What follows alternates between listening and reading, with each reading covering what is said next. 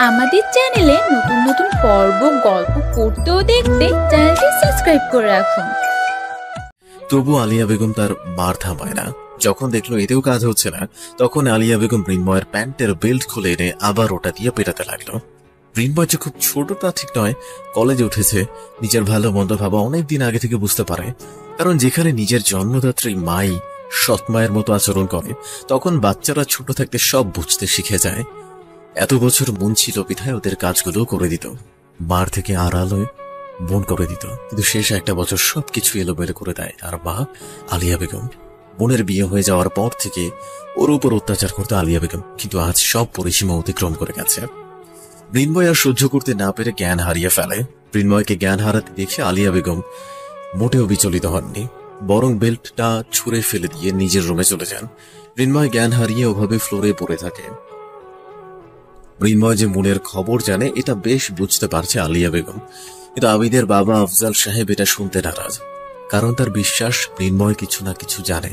আলিয়া বেগম ফোনে আফজাল সাহেবকে কিছুতেই বোঝাতে সক্ষম হলেন না, বরং পরিস্থিতি আরো হাতের বাইরে চলে গেছে।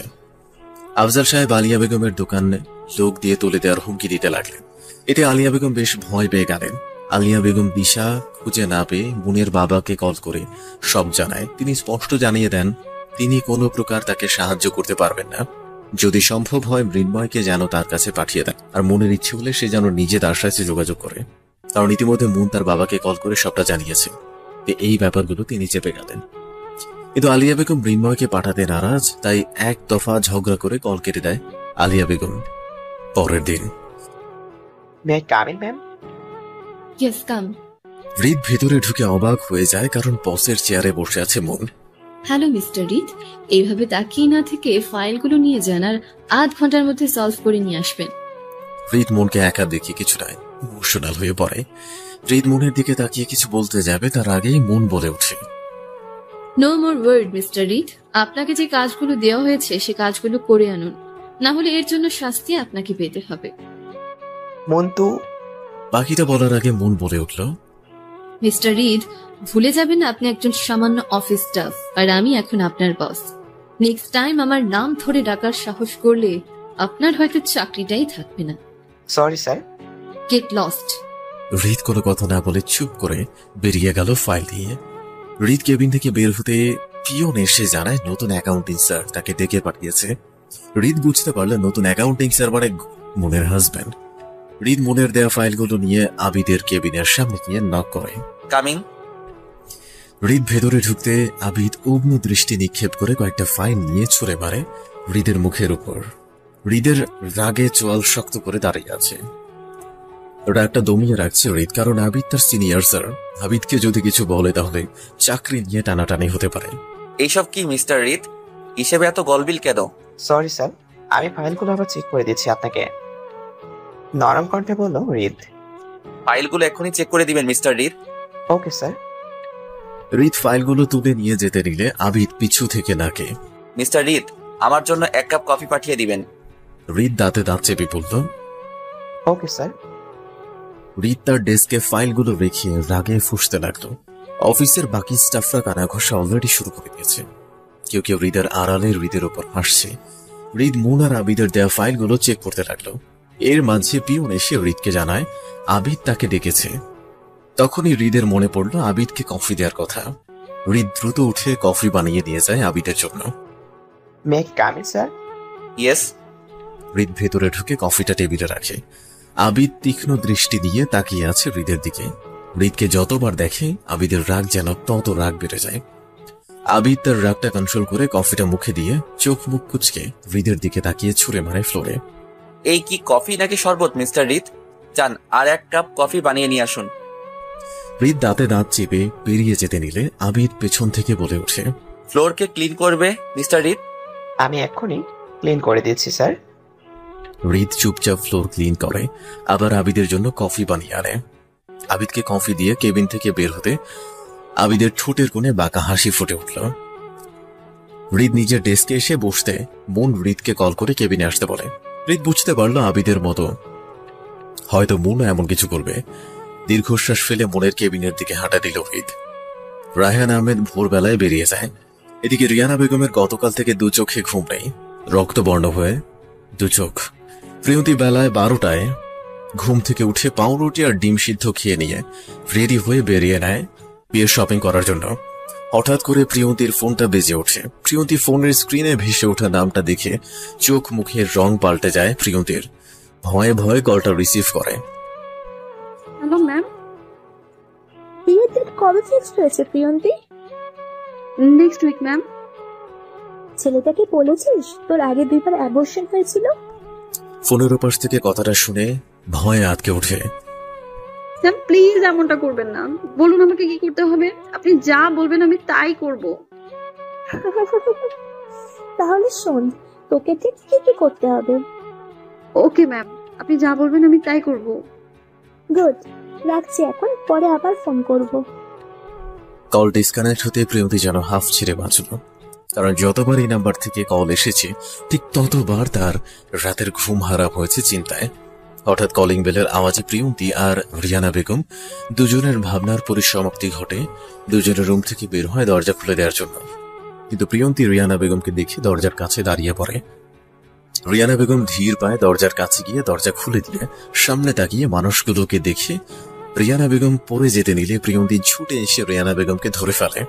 হ্যালো, তুমি ঠিক আছো? আমি ঠিক আছি। সামনে দাঁড়িয়ে থাকা মানুষটির দিকে তাকিয়ে বলল রিয়ানা বেগম, বুবু তুমি ঠিক আছো তো? তুই হৃদের বাপের সাথে গেল রিমা? রাগী গলায় জিজ্ঞাসা করলে রিয়ানা তার মামাতো বোনকে। বৌমা তার স্বামীর সাথেই থাকবে, এটাই তো স্বাভাবিক, তাই না রিয়ানা? হৃদের বাবার কথা শুনে আতকে উঠে রিয়ানা বেগম কাপা কাপা গলায় বলে ওঠে, মানে কি বলতে চাচ্ছ হৃদের বাপ? যেটা শুনেছো ওইটাই। আমি তোমার মামাতো বোন রিমাকে বিয়ে করেছি আজই। রিয়ানা বেগম আর কিছু শুনল বলে মনে হলো না তার আগেই জ্ঞান হারিয়ে পড়ে গেল রিয়ানা বেগম। রায়হান আহমেদ প্রিয়ন্তী মিলে রিয়ানাকে নিয়ে রুমে গিয়ে শুইয়ে দিয়ে রুম থেকে বেরিয়ে আসে। প্রিয়ন্তী রিয়ানা বেগমের পাশে বসে রিয়ানা বেগমের জ্ঞান ফেরানোর চেষ্টা করে। অন্যদিকে রায়হান ভাইয়া, আমরা যা করছি এটা ঠিক হচ্ছে। বুবু তো আমাকে আপনার বউ মনে করে শুনে অজ্ঞান হয়ে গেছে। রিমা, আমি যা করছি ঠিকই করেছি। রিয়ানা যা যা পাপ করেছে তার শাস্তি তো পেতেই হবে, আর আমাদের স্বামী স্ত্রী হওয়ার নাটকও চালিয়ে যেতে হবে। কিন্তু রায়হান ভাই, রিদ বাবা যদি জানতে পারে তাহলে কি হবে ভেবে দেখছেন? শোনো রিমা, ছেলে মেয়েকে কেউ এখনো ছোট নেই, সবাই বড় হয়ে গেছে, তারা এখন প্রতিষ্ঠিত, নিজেরা নিজেদের ভালো মন্দ বুঝে, তখন আমাকেও বুঝবে। রায়হান ভাই, আমার মনে হয় না রিদ আমাকে মেনে নেবে। এটা নিয়ে তোমাকে ভাবতে হবে না, তুমি তোমার কাজটা চালিয়ে যাবে। আমার বউ হওয়ার নাটকটা যেন হৃদ আর অবধি এবং প্রিয়ন্তী কেউ ধরতে না পারে। ওকে বুঝতে হবে, চোখের সামনে নিজের স্বামীকে অন্য মেয়ের সাথে দেখলে কেমন লাগে। কথায় আছে না, না পারলে ভাতে মারো, ঠিক কাজটাই করবো আমি। আপনি যা ভালো মনে করেন করুন, তবে দেখবেন আমার বোনটাকে এতটা কষ্ট দিবেন না যাতে ও ভিতরে ভিতরে শেষ হয়ে যায়। এদিকে রিয়ানা বেগমের জ্ঞান ফিরতে হাউ মাউ করে কাঁদতে লাগলো। প্রিয়ন্তী, আমার সব শেষ হয়ে গেল, সব শেষ হয়ে গেল। কেঁদো না কালমণি, সব ঠিক হয়ে যাবে। কিছু ঠিক হবার নয় প্রিয়ন্তী। হৃদের বাপ আমাকে ডিভোর্স দিয়ে আমারই বোন রিমাকে বিয়ে কইরা আনছে। শান্ত হও খালমণি, আমি খালুর সাথে কথা বলবো, তুমি ভেবো না। তুই সত্যি কথা বলবি প্রিয়ন্তী? বলবো, তুমি চুক্তি করে শুয়ে থাকো, আমি এক্ষুনি আসছি। প্রিয়ন্তী দ্রুত রুম থেকে বের হয়ে রায়হান আহমেদের সামনে এসে দাঁড়ায়। আচমকা প্রিয়ন্তীর সামনে এসে দাঁড়াতে রিমা আর রায়হান দুজনে ঘাবড়ে যায়। এটা ভেবে প্রিয়ন্তী না আবার তাদের কথা শুনে ফেলে। প্রিয়ন্তী রিমার দিকে এক নজর তাকিয়ে হুট করে বলে ওঠে। প্রিয়ন্তী দ্রুত রুম থেকে বের হয়ে রায়হান আহমেদের সামনে এসে দাঁড়ায়। আচমকা প্রিয়ন্তীর সামনে এসে দাঁড়াতেই রিমা রায়হান দুজনে ঘাবড়ে যায়। এটা ভেবে প্রিয়ন্তী না আবার তাদের কথা শুনে ফেলে। প্রিয়ন্তী রিমার দিকে এক নজর তাকিয়ে হুট করে বলে ওঠে, তোমরা কি বলছো খালু? ভাতে মারবে না মানে কি যেন বললে? তেমন কিছু না, বলছি রিমাকে খেতে দিতে, ভাত বা অন্য কিছু। প্রিয়ন্তী কিছুটা রেগে গিয়ে রায়হান আহমেদকে বলে ওঠে, খালু, রিমা খালাকে যেহেতু তুমি এনেছো তো তুমি রিমা খালার দেখাশোনা করো, আমি খালামণির কাছে যাচ্ছি। প্রিয়ন্তী রায়হান আহমেদকে ওভারটেক করে রান্নাঘরে গিয়ে চিনির পানি গলিয়ে দিয়ে আসে রিয়ানা বেগমের কাছে। খালামণি, পানিটা খেয়ে নাও, ভালো লাগবে। না প্রিয়ন্তী, আমার গলা দিয়ে এক বিন্দু পানি নামবে না। হৃদের বাপ কি করে পারলো আমার সাথে এমনটা করতে প্রিয়ন্তী? আবারও ডুকরে কেঁদে উঠে রিয়ানা বেগম। তখনই রায়হান আহমেদ রিমাকে নিয়ে রিয়ানার রুমে ঢুকে। এখন কেমন আছো রিয়ানা? কেমন বোধ করছো? আমি কেমন আছি সেটা তুমি কি বুঝতে পারছো না হৃদের বাপ? আমার বোঝা উচিত বলছো? রিয়ানা বেগম আর কিছু বলল না, চুপ করে কেঁদে যাচ্ছে। রায়হান আহমেদ কিছুক্ষণ চুপ থেকে আবার বলতে লাগলেন, রিয়ানা, এখন যেহেতু তুমি তোমার বাপের বাড়ি যাচ্ছ না, এখন সেহেতু তুমি আজ থেকে বাড়ির সব কাজ করবে। কাজের লোক ছাড়িয়ে দিব আমি। কি বলছো খালু? খালামণি এই শরীরে কাজ করবে? কেন, মুন্মা যদি অসুস্থ থাকা অবস্থায় ঘরে সব কাজ করতে পারে, তাহলে ও কেন পারবে না? প্রিয়তি চুপ হয়ে যায়, কারণ রায়হান আহমেদের কথার টোন শুনে বুঝতে পারলো তিনি মন কতটা কষ্ট করেছে তা বোঝানোর জন্য এত কিছু। কি হলো রিয়ানা, এখনো পাথরের মতো বসে আছো কেন? যাও সবার জন্য রান্না করো। রিয়ানা বেগম এক দৃষ্টিতে তাকিয়ে আছে তার স্বামীর দিকে। এত পরিবর্তন তিনি যেন মেনে নিতে পারছে না। বুকে প্রচন্ড কষ্ট অনুভব করছে। হুট করে মনে হলো কেউ তার বাহু ধরে টেনে নিয়ে যাচ্ছে। ভালো করে তাকিয়ে দেখে রায়হান আহমেদ তার বাহু শক্ত করে ধরে রান্নাঘরের দিকে টেনে নিয়ে যাচ্ছে। নাও, কাজটা শুরু করে দাও ঝটপট। 2 ঘন্টার মধ্যে টেবিল যেন খাবার পাই, নাহলে ঘাড় ধাক্কা দিয়ে বের করে দিব, বুঝতে পারছো? কথাগুলো বলে রান্নাঘর থেকে বেরিয়ে গেল রায়হান আহমেদ। রিয়ানা বেগম চোখের পানি ফেলতে ফেলতে চুলা জ্বালিয়ে ভাতের হাঁড়ি বসিয়ে দেয়। আবিদকে সবটা জানিয়েছিস তো? হ্যাঁ আম্মু, কিন্তু আবিদকে ফোনে পাইনি, তাই নীরবকে কলে সবটা জানিয়ে দিয়েছি। যাক, তবুও ভালো। তোর আব্বু তার প্রয়োজনের কতটা ভয়ঙ্কর হতে পারে তা একমাত্র আমি জানি, কিন্তু তোরা কেউ জানিস না। কিন্তু এবার আর আমি চুপ থাকবো না। আমার ছেলে বা ছেলের বউয়ের কোনো ক্ষতি হলে আমি ওনাকে ছাড়বো না। কি করবে তুমি? আব্বু যদি জানতে পারে তুমি আব্বুর বিরুদ্ধে আবিদ মুনকে সাহায্য করছি, তাহলে আমাদের দুজনকে বাড়ি থেকে বের করে দিবে আম্মু। আমি জানি বাবা, কিন্তু তা বলে বসে বসে নিজের ছেলের বউয়ের ক্ষতি করব আর আমি তা দেখব, তা কখনো হবে না। আবির, তুই আজমিরের ওপর নজর রাখ। আমি জানি তোর আব্বু আজমিরকে এই সব কাজে বিশ্বাস করে। তুইও আজমিরের বিশ্বাস অর্জন কর, আর সাথে সাথে থেকে ওর প্রত্যেকটা কাজের ওপর নজর রাখ। ওকে আম্মু, তাই হবে। আমি তাহলে এক্ষুনি বেরিয়ে যাচ্ছি, কারণ কিছুক্ষণ আগে আব্বু ভাইয়াকে নীরবের মামার বাড়িতে যেতে বলেছে। ঠিক আছে, যা, তবে সাবধান। আজমির যেন কিছু বুঝতে না পারে। কি বুঝতে না পারে মনি? মনিরা বেগমের কথা শেষ হতে পেছন থেকে একটা ভারী কণ্ঠ শুনে পেছনে তাকিয়ে দেখে আফজাল সাহেব। আফজাল সাহেবকে দেখে আবির আর মনিরা বেগম দুজনেই ঘাবড়ে যায়। কি হলো? আমি কিছু জিজ্ঞেস করেছি, তোমাদের বলছো না কেন? তেমন কিছু না। তুমি এখানে কিছু প্রয়োজন তোমার? ও হ্যাঁ, আমার ফোনের চার্জারটা খুঁজে পাচ্ছি না। কোথায় রেখেছো চার্জার? চার্জার তো সাইডে টেবিলে প্রথম ড্রয়ারে রাখা আছে। ঠিক আছে, আর শোনো, খুব খিদে পেয়েছে, টেবিলে খাবার বারো, আমি ফোনে চার্জ দিয়ে আসছি। আচ্ছা, তুইও খেয়ে যা আবির। আচ্ছা আম্মু। মনিরা বেগম দ্রুত চলে গেল রান্নাঘরে। অন্যদিকে মুন আর আবির একসাথে লাঞ্চ করছে, আর রিত সামনে দাঁতে দাঁত চেপে দাঁড়িয়ে আছে। আবিদের সাথে মুনকে রিত সহ্য করতে পারছে না। প্রচন্ড রাগ হচ্ছে রিতের, কিন্তু আফসোস কিছুই করতে পারছে না রিদ। মুন আবিদকে খাবার খাইয়ে দিচ্ছে, আর রিদ এক দৃষ্টিতে তাকিয়ে আছে ওদের দিকে।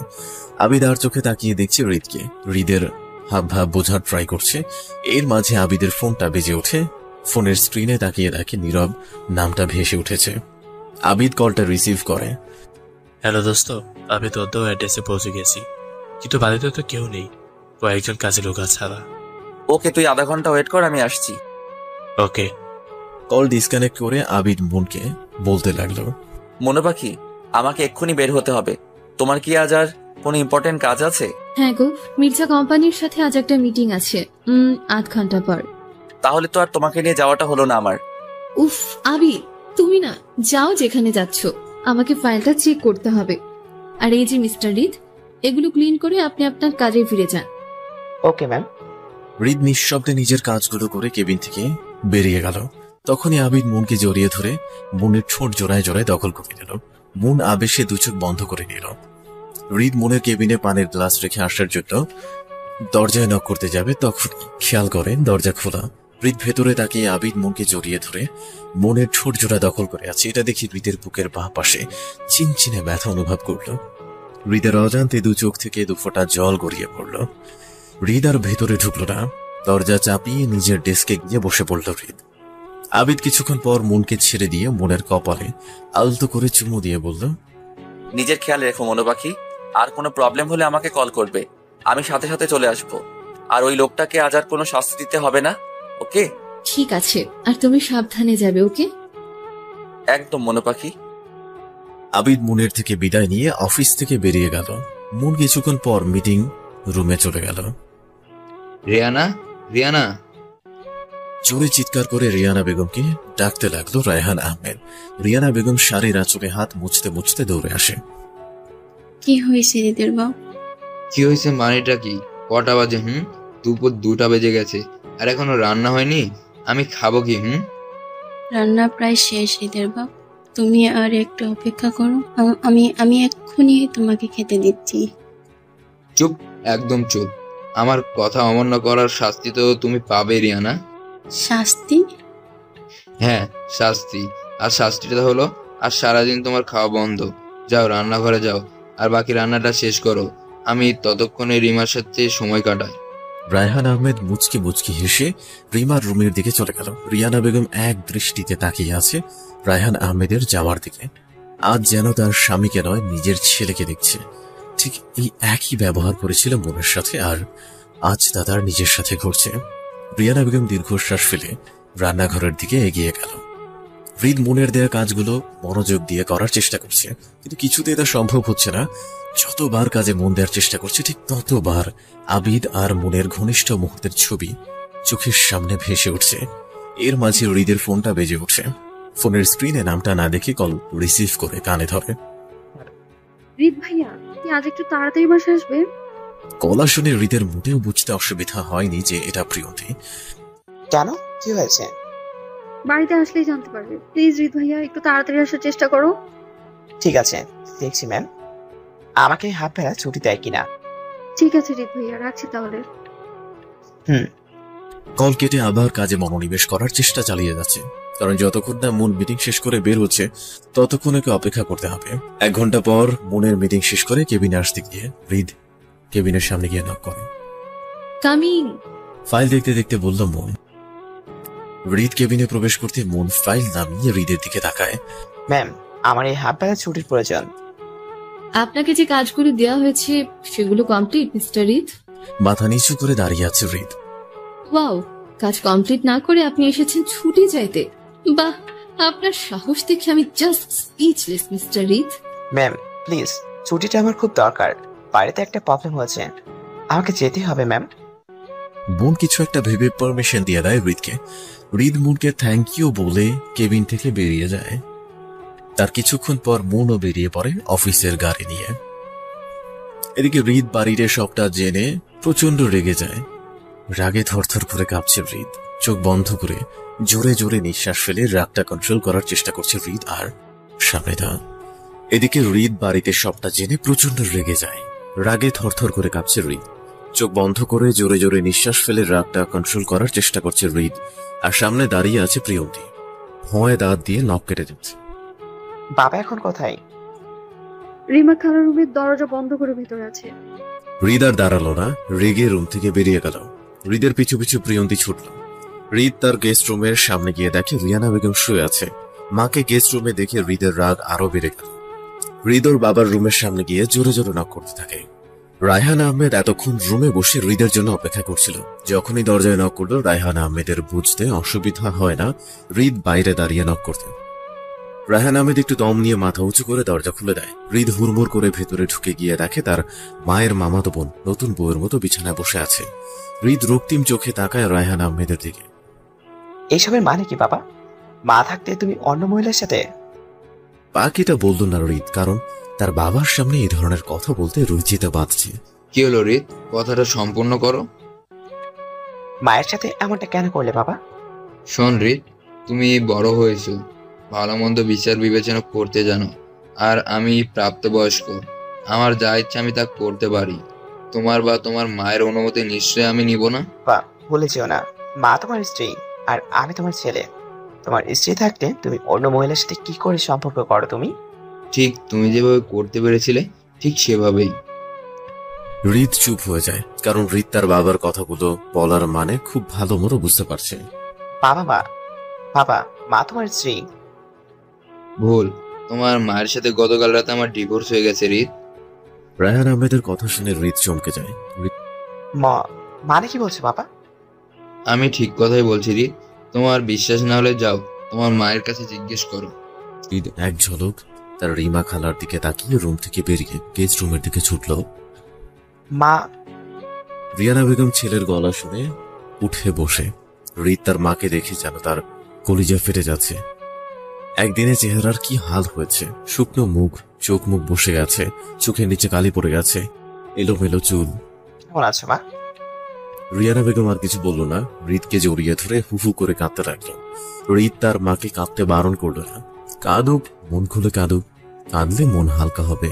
প্রিয়ন্তী কিছুক্ষণ পর প্লেটে খাবার নিয়ে আসে। রিদ ভাইয়া, খালামণি সকাল থেকে কিছুই খায়নি, এই খাবারটা খাইয়ে দাও খালামণি। হৃদ খাবারটা নিয়ে ভাত মেখে এক লোকমা রিয়ানা বেগমের মুখের সামনে ধরতে হৃদের হাত কেউ ধরে ফেলে। তাকিয়ে দেখে রায়হান আহমেদ।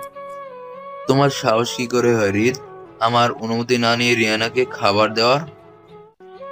বাবা, তুমি এমন ভাবে মায়ের উপর অত্যাচার করতে পারো না। মা সকাল থেকে এত রান্না করলো, কিন্তু তুমি মাকে খেতে দিলে না কেন বাবা? তোমার মা যখন মনকে সারাদিন খাটিয়ে খাবারটুকু দিত না, তখন কোথায় ছিল তুমি? আর কোন সাহসে তুমি প্রশ্ন করো? বাড়ি আমার, আর এবারের সব খরচ আমি দিই, তুমি 1 টাকাও দাও না। নিজে যা আয় করো তা তুমি খরচ করো, সংসারে 1 টাকাও দাও না, তো কোন অধিকারে আমাকে প্রশ্ন করো? হৃদের মুখের ভাষা হারিয়ে গেছে। রায়হান আহমেদ খাবারের প্লেটটা নিয়ে রিয়ানা বেগমের সামনে দিয়ে চলে যাওয়ার সময় পেছনে ফিরে রিয়ানাকে উদ্দেশ্য করে বলে, 15 মিনিটের মধ্যে সন্ধ্যার নাস্তা যেন রেডি থাকে, না হলে। বাকিটার বলল না, প্লেট হাতে বেরিয়ে গেল। রিয়ানা বেগম বিড়বিড় করে বলে উঠলেন, পাপ সব আমার পাপের ফল। হৃদ ওয়াশরুমে ঢুকে হাত ধুয়ে বেরিয়ে যায় বাড়ি থেকে। রিয়ানা বেগম রান্নাঘরে গিয়ে পেঁয়াজ মরিচ কেটে নুডলস রান্না করে নিয়ে টেবিলে রাখে। কিছুক্ষণ পর হৃদ 2টা প্যাকেট নিয়ে এসে টেবিলের উপর রাখে। তারপর রান্নাঘর থেকে 2 প্লেট নিয়ে এসে প্যাকেট থেকে বিরিয়ানি বের করে প্লেটে ঢেলে আবার এক লোকমা নিয়ে রিয়ানা বেগমের মুখের সামনে ধরে। ছেলের এই ভালোবাসা দেখে রিয়ানা বেগমের চোখ থেকে পানি গড়িয়ে পড়ে। মা খাওয়ার সময় কাঁদতে নেই, জানো না? চুপ করে খেয়ে নাও। রিয়ানা বেগম চুপচাপ ছেলের হাতে পুরো খাবারটা খেয়ে নেয়। দরজার কাছে দাঁড়িয়ে প্রিয়ন্তী, রায়হান আহমেদ, রিমা দাঁড়িয়ে দেখছে মা ছেলের ভালোবাসা। রায়হান ভাই, দেখলেন তো বুবু আর হৃদ বাবাকে? দেখছি। ছেলেটাও এবার মানুষ হবে, আর রিয়ানাও তার ভুলগুলো বুঝতে পারবে। মন বোরকা খুলে ফ্রেশ হয়ে নিচে চা খেতে থাকে। বাড়ি এসে জানতে পারে আবিদ, নীরব দুজনে বেরিয়েছে। মন চা খেয়ে রান্না করে যায়, কিন্তু সার্ভেন্টদের জন্য কোনো কাজ করতে পারে না মন। ফারিহার করা নির্দেশ মনকে যেন আগুনের সামনে না আনে। ম্যাম প্লিজ আপনি রুমে যান, আর কি দরকার আমাকে বলুন, আমি করে দিচ্ছি। আপু আপনি ব্যস্ত হবেন না, আমি জাস্ট রাতের জন্য কিছু রান্না করব।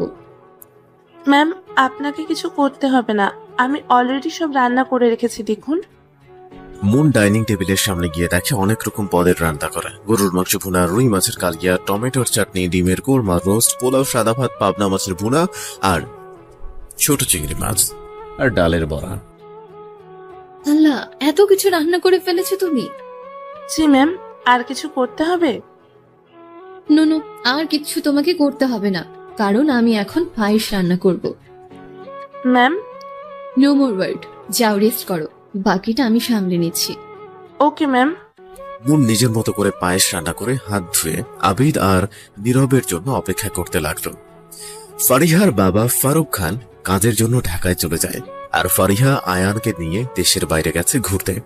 মূলত আবিদ আর মনকে একা ছাড়ার জন্য ফারিহার এই ডিসিশন। রাত 8টায় নীরব আবিদ দুজনে ফিরে আসে। বোন কেমন আছো? আসসালামু আলাইকুম ভাইয়া।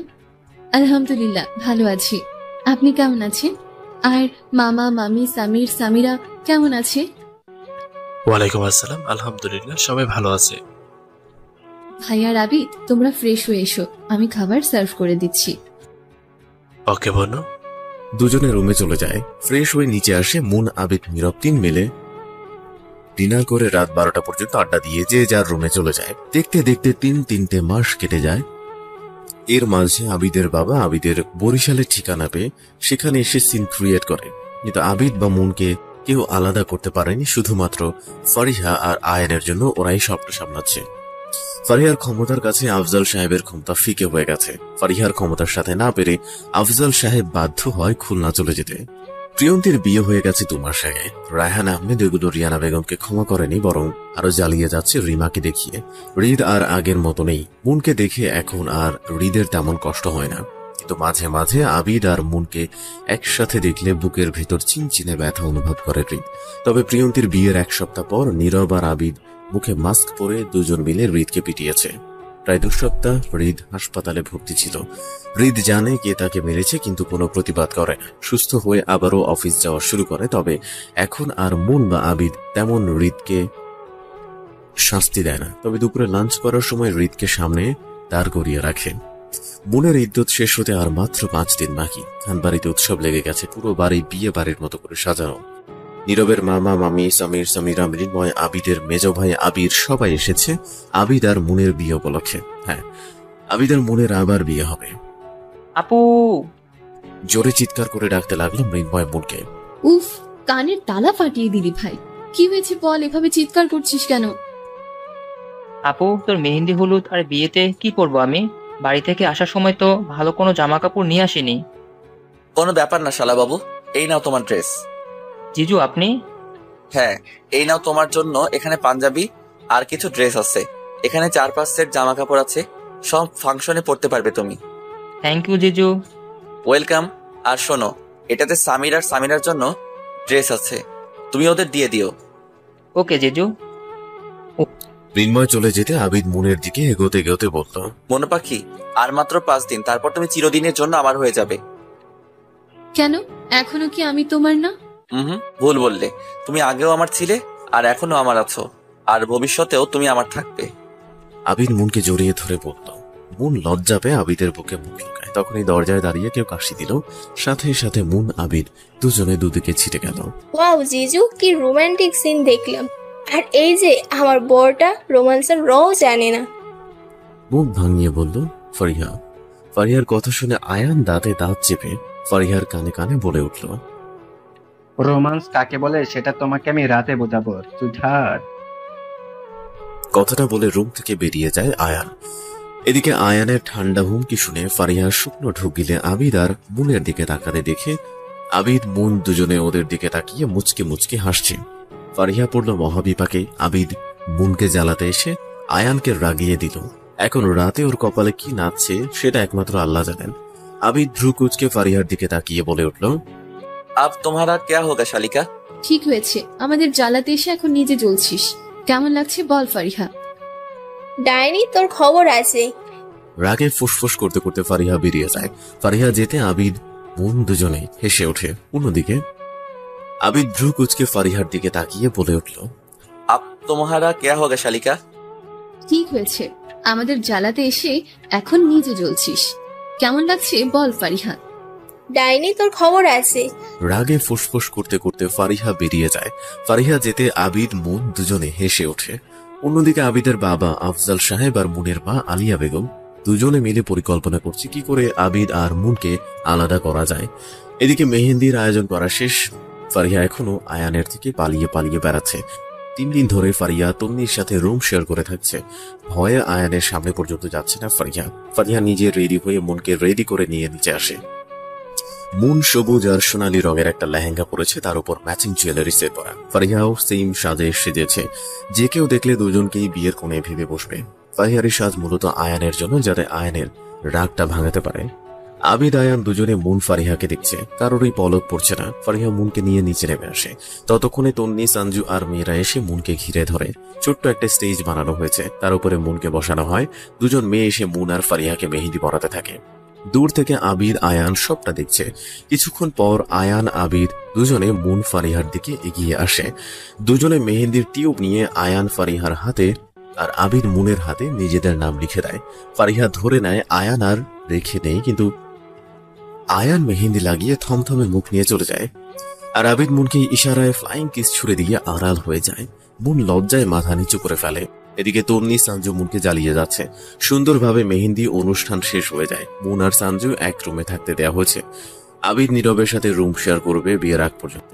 ফারিহা ভয়ে ভয়ে রুমে ঢুকে ওয়াশরুমে ঢুকতে যাবে, তখনই আয়ান ফারিহার হাত হ্যাচকা টান দিয়ে বিছানায় ফেলে দিয়ে ফারিহার হাত দুটো চেপে ধরে। এখন কি করে জান পাখি? আয়ান, আমি তো তোমার সাথে মজা করছিলাম, ট্রাস্ট মি। তাই বেবি, এখন মজা করার ফল ভোগ করো। আয়ান ফারিহার গলায় মুখ গুজে গলায় কামড় বসিয়ে দেয়। আয়ান, কি করছো তুমি? এখনো তো শুরুই করিনি জান পাখি। আয়ান ফারিয়াকে আর কিছু বলার সুযোগ না দিয়ে লাইট অফ করে দিল। পরের দিন সবাই ভীষণ ব্যস্ত। মুনের আজ গায়ে হলুদ। হলুদের জন্য গার্ডেনে ছোট্ট স্টেজ বানানো হয়েছে। তার মাঝখান দিয়ে পর্দা দিয়ে দেওয়া হয়েছে, কারণ মুন আবির দুজনের আজ একসাথে হলুদ হবে। মুনকে লাল পায়ের হলুদ শাড়ি আট পেরে করে পরানো হয়েছে, তার উপর কাঁচা ফুলের সাজ। অসাধারণ লাগছে মুনকে। ফারিয়া মুনের কানের পিঠে কাজলের টিকা লাগিয়ে দেয়। এটা কি করলি ফারিহা? নজর না লাগে তাই কালো টিকা লাগিয়ে দিলাম, বুঝলি? এখন চল, জিজু তোর জন্য নিচে অপেক্ষা করছে। চল। ফারিহা মুনকে নিয়ে স্টেজে বসিয়ে দিল। আবির পর্দার আড়ালে মুনকে দেখার আপ্রাণ চেষ্টা চালিয়ে যাচ্ছে, কিন্তু ফারিয়া তন্নি সঞ্জুর জন্য পারছে না। একে একে সবাই দুজনকে হলুদ লাগিয়ে দিল। হঠাৎ করে আয়ান ফারিহার হাত ধরে স্টেজের পিছনে টেনে নিয়ে যায়। কি হলো আয়ান, এভাবে সবার সামনে দিয়ে টেনে আনলে কেন? কারণ এখন আমার সুইটহার্টকে হলুদ লাগাবো। কই, তোমার হাতে তো হলুদ নেই, তাহলে কি করে হলুদ লাগাবে? ভ্রু কুচকে জিজ্ঞাসা করলো ফারিহা। আয়ান মুচকি হেসে ফারিহার গালের সাথে নিজের ছুঁয়ে দিয়ে হলুদ লাগিয়ে দিল। লজ্জায় গাল দুটো লাল হয়ে গেছে। আয়ান ফারিহার লজ্জা মাখা মুখের দিকে তাকিয়ে নাকে ঘুষে হুট করে ফারিহার ঠোঁটে ঠোঁট জোড়া বসিয়ে দিল। তখনই পাশ থেকে কেউ সিটি বাজায়। ফারিহা ধাক্কা দিয়ে আয়ানকে সরিয়ে দিয়ে দেখে নীরব আবির সঞ্জু তন্নি দাঁড়িয়ে দুজনের দিকে তাকিয়ে দাঁত বের করে হাসতে লাগলো। ফারিহা দৌড়ে সেখান থেকে চলে যায়। পাবলিক প্লেসে রোমান্স করছো? লাইসেন্স করা বউ আমার, রোমান্স করার অধিকার আছে আমার, বুঝলে ব্রো? হাত ভাঁজ করে নীরবকে উদ্দেশ্য করে বলল আয়ান। তোমাদের রোমান্স যেহেতু শেষ, তাহলে চলো স্টেজে চলো সব। ছেলে মেয়েরা মিলে নাচ গান হই হুল্লোড় করে কাটালো। ফারিহা তন্নি সঞ্জু আর আয়ান সাব্বির নীরব মিলে কাপল ডান্স করে। ফারিহা মা, হলুদ সন্ধ্যা শেষ, ওদেরকে রুমে পাঠিয়ে দাও, গোসল করে নিন। সন্ধ্যা হয়ে গেছে, এরপরে ওদের ঠান্ডা লেগে যাবে। Okay aunty. ফারিহা ওদের দুজনকে আলাদা আলাদা রুমে পাঠিয়ে দিয়ে নিজেও রুমে চলে যায় ফ্রেশ হতে। রিদ বাবা, দরজা খোল। রিদ, কি হয়েছে? এভাবে গত 2 দিন ধরে নিজেকে রুমে বন্দি করে রেখেছিস কেন? বল বাবা, কেন? রিদ। ভেতর থেকে কোনো আওয়াজ না পেয়ে রায়হান আহমেদ ভয় পেয়ে আশেপাশের লোকজনদেরকে ডাকে দরজা ভাঙার জন্য। তাড়াতাড়ি করেন ভাই, ছেলেটা কি করছে? ভিতরে কোনো দুর্ঘটনা ঘটিয়ে ফেলেনি তো? ভাই সাহেব, মনে সাহস রাখেন, দেখবেন সব ঠিক আছে। রিদ বাবাজিও ঠিক আছে। পাশে থাকা লোকটি বলে উঠল। কিছুক্ষণের মধ্যে দরজা ভেঙে ফেলে তারা। রায়হান আহমেদ সবার আগে ভেতরে ঢুকে যা দেখলেন তা দেখার জন্য মোটেও প্রস্তুত ছিলেন না। পুরো ফ্লোর রক্তে তলিয়ে গেছে। হৃদের কাটা হাত দিয়ে এখনো রক্ত বের হচ্ছে। চোখ বন্ধ করে আছে হৃদ। বোঝা যাচ্ছে হৃদের জ্ঞান নেই। রায়হান আহমেদ দিশেহারা হয়ে পড়লেন, কি করবেন ভেবে পাচ্ছে না। আশেপাশের লোকজন অ্যাম্বুলেন্সে কল করে আসতে বলে। অপারেশন থিয়েটারে নিয়ে যাওয়া হয়েছে হৃদকে। আর বাইরে বসে আছে রায়হান আহমেদ, রিয়ানা বেগম। রিমা প্রিয়ন্তীকে ফোন করে জানিয়ে দিয়েছে রিয়ানা বেগম। খবর পেয়ে প্রিয়ন্তী আর তার স্বামী আসিবুল বেরিয়ে পড়ে। 2 ঘন্টা পর ডক্টর বেরিয়ে এসে গম্ভীর মুখ করে দাঁড়ায় রায়হান আহমেদের সামনে। ডাক্তার, আমার ছেলে কেমন আছে? ও সুস্থ হয়ে যাবে তো? চুপ ডাক্তার। ডাক্তারকে চুপ থাকতে দেখে রিয়ানা বেগম চিৎকার করে কান্না করতে থাকে। ডক্টর, কিছু বলছেন না কেন? দয়া করে বলুন, আমার ছেলের সুস্থ হয়ে যাবে তো? সরি রাহান সাহেব, প্রচুর ব্লাড লস হয়েছিল আর উইকলি ছিল। আর মানে গত 2-3 দিন ধরে অনেক কিছু খায়নি। আমরা ব্লাড দিয়েছি, 48 ঘন্টা না গেলে আমরা কিছু বলতে পারছি না। সবটা এখন আল্লাহর হাতে। রায়হান আহমেদ ধূপ করে ফ্লোরে বসে পড়ে। রিয়ানা বেগম, রিমা দুজনে ছুটে আসে রায়হান আহমেদের কাছে। ডাক্তারের প্রত্যেকটা কথা প্রিয়ন্তী আর তার স্বামী হাসিবুল শুনেছে। প্রিয়ন্তীর দু চোখ দিয়ে অনবরত পানি পড়ছে। প্রিয়ন্তী কখনো ভাবেনি যে তার হৃদ ভাইয়ার এমন অবস্থা হবে কখনো। হৃদকে আইসিইউ রুমে রাখা হয়েছে। পুরো রাত প্রত্যেকটা মানুষ কেউ দু চোখের পাতা এক করেনি। প্রিয়ন্তী হৃদের আইসিইউ রুমের বাইরে দাঁড়িয়ে হৃদকে দেখছে। একদিনে চোখ মুখ শুকিয়ে গেছে, মুখের চোয়াল ভেঙে গেছে। সুন্দর মুখটা নিমিষেই বিষাদের বর্ণ ধারণ করেছে। কাঁধে কারো হাতের স্পর্শ পেয়ে পেছনে তাকিয়ে দেখে রায়হান আহমেদ দাঁড়িয়ে। প্রিয়ন্তী কিছু না বলে রায়হান আহমেদকে জড়িয়ে ধরে কাঁদতে লাগলো। রায়হান আহমেদ প্রিয়ন্তীর মাথায় হাত বুলিয়ে দিয়ে বলতে লাগলেন, কাঁদিস না মা, আমার ছেলে কেন এমনটা করলো আমি জানি না, তবে মন দিয়ে আল্লাহর কাছে দোয়া কর যেন ও তাড়াতাড়ি সুস্থ হয়ে যায়। খালু তুমি সত্যি বলছো তো? হৃদ ভাইয়া সুস্থ হয়ে যাবে তো? হ্যাঁ মা, সুস্থ হয়ে যাবে, তুই চিন্তা করিস না, আল্লাহর উপর ভরসা রাখ। ফজরের আজান মুনের কানে পৌঁছাতে মুন ঘুম থেকে উঠে বসে। তারপর অজু করে নামাজ পড়ে নিয়ে বেলকনিতে গিয়ে দাঁড়ায়। আজ মুনের খুব ইচ্ছে করছে আবিদকে সাথে নিয়ে সূর্য উদয় দেখার, কিন্তু তা আজ সম্ভব নয়। উত্তরের হাওয়ায় মুনের চুলগুলো হাওয়ায় উঠছে। মুন তার অতীতের সাথে আজকের দিনের পার্থক্য খুঁজে যাচ্ছে। আর হিসেব শেষ, মুনের ঠোঁটের কোণে হাসির রেখা ফুটে উঠল। দীর্ঘ 1 বছর 3 মাস 10 দিন পর মুন তার ভালোবাসার মানুষটাকে নিজের একান্ত করে পাবে। ভাবতে মুনের চোখে মুখে খুশির ঝিলিক ফুটে উঠল। চারিদিকে সূর্যের কিরণ ছড়িয়ে পড়েছে। পাখিদের কিচিরমিচির শব্দে জানান দিচ্ছে ভোর হয়ে গেছে। বিয়ে বাড়িতে সবাই ফজরের আজানের পর ঘুম থেকে উঠে কাজে লেগে পড়ে। মুন বেলকনিতে দাঁড়িয়ে সবার ব্যস্ততা দেখছে। তবুও চোখের কোণে জল চিকচিক করছে মুনের। আজ বড্ড বাবা মায়ের কথা মনে পড়ছে মুনের। কিন্তু মানুষের সব আশা পূরণ করতে হবে এমনটা নয়। কিছু কিছু ইচ্ছে কখনো পূরণ না হওয়াটাই উচিত, কারণ কোনো ইচ্ছে মানুষের জীবনে খুশির বদলে দুঃখ বয়ে আনে। আর হয়তো তার বাবা মায়ের বিয়ে বাড়িতে আসাটা খুশির বদলে দুঃখ বয়ে আনবে। মুনের চোখ জোড়া ঘুমে ভেঙে আসছে। মুন ধীর পায়ে সাঞ্জুর পাশে গিয়ে শুয়ে পড়লেন। দুপুর 12টায় মুনের ঘুম ভাঙে। সাঞ্জু ফারিহার মুনকে গোসলে পাঠিয়ে বিয়ের ড্রেস, জুয়েলারি, মেকআপ সব বিছানায় সাজিয়ে রাখে।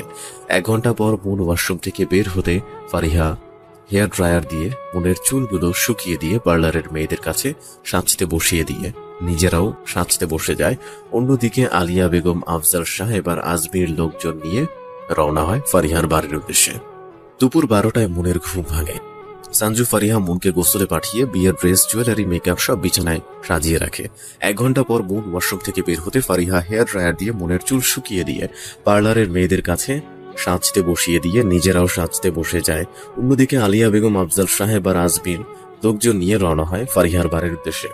2 ঘন্টা পর সবার সাজ কমপ্লিট। মুনকে লাল লেহেঙ্গা পরে অসম্ভব সুন্দর লাগছে।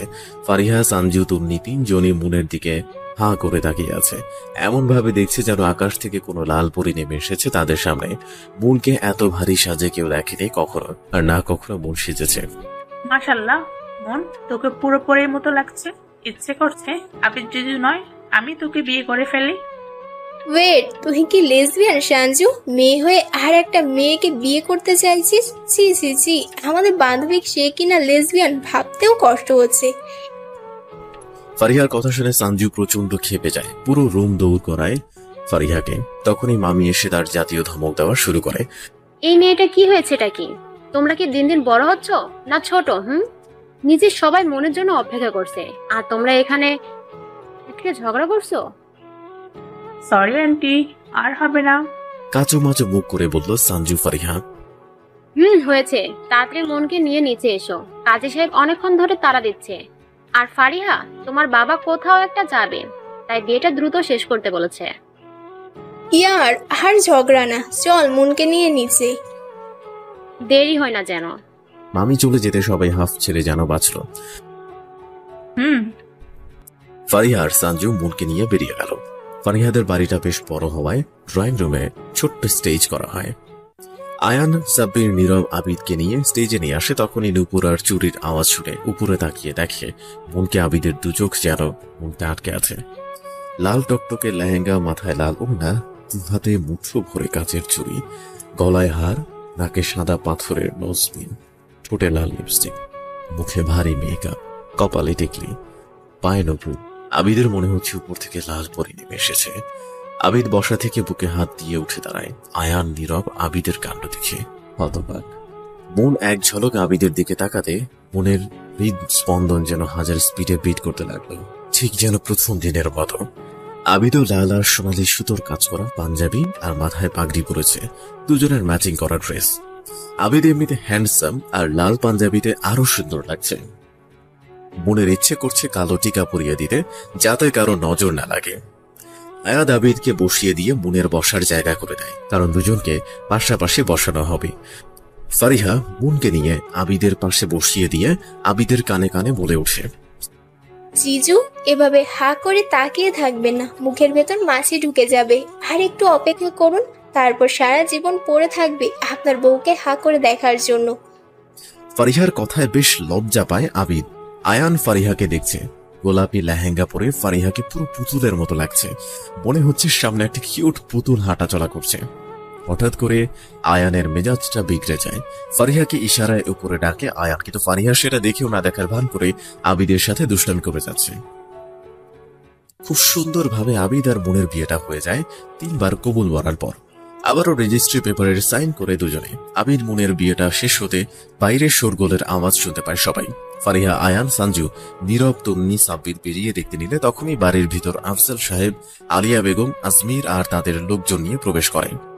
ফারিহা প্রচন্ড রেগে যায় এদেরকে দেখে, তবুও দাঁতে দাঁত চেপে ফারিহা বলতে লাগলো, ওয়াও, আপনারা শেষ পর্যন্ত এসে পড়েছেন নিজেদের ছেলে মেয়ের বিয়েতে, কিন্তু আফসোস ওদের বিয়েটা হয়ে গেছে। আমরা এই বিয়েটা মানি না। আপনি মানুন আর নাই মানুন, বিয়েটা ইসলাম মতে আমাদের সবার সামনে হয়েছে, তাই এখন আপনার কথার উপর ওদের বিয়েটা নির্ভর করে না। আয়ান বলে উঠল। আবিদ রাগে সারা শরীর কাঁপছে, আর আলিয়া বেগমকে দেখে ভয়ে মনের মুখটা শুকিয়ে গেছে। মন ভয় পেও না, আব্বু তোমাদের কোনো ক্ষতি করতে পারবে না। আবির আবিদকে চোখের ইশারায় শান্ত থাকতে বলে সামনে এগিয়ে যায়। আফজাল সাহেব তার মেজ ছেলেকে এখানে দেখে বেশ অবাক হয়ে যায়। আবির, তুই এখানে? ছোট ভাইয়ের বিয়েতে বাই থাকবে না, তা কি করে সম্ভব বলো আব্বু? তার মানে তুইও ওদের দলে, তাই তো?